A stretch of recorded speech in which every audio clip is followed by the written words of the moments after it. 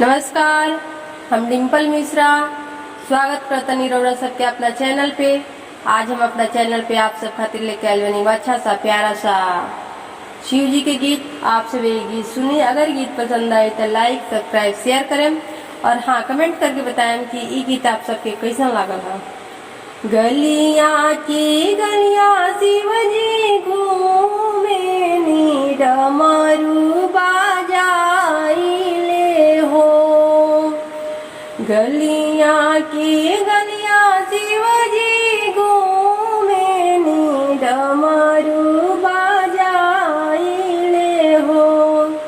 केंदेला शिव के नेवतावा के करा घरे जग होला हो। अरे केंदेला शिवा के नेवतावा के करा घरे जग होला हो। घर में से निकले ले कावन देव दसोनो जोड़े ले हो।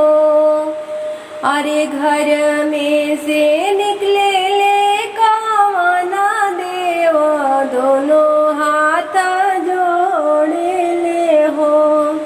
हम देनी शिवा के नेवतावा हमारे घरे जग होला हो।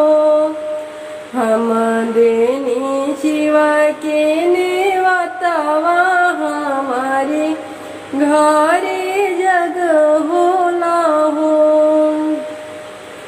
गलिया की गलिया शिव जी घूमिले डमरू बाजाइले हो।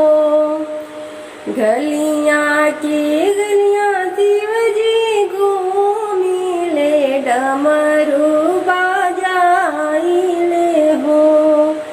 अरे के देला शिव के नेवतावा के करा घरे जग होला हो।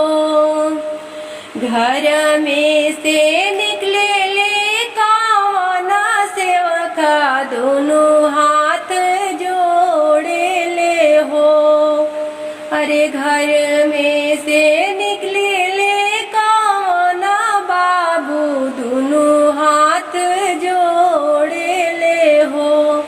अरे हम देनी शिवा के नेवतावा हमारे घरे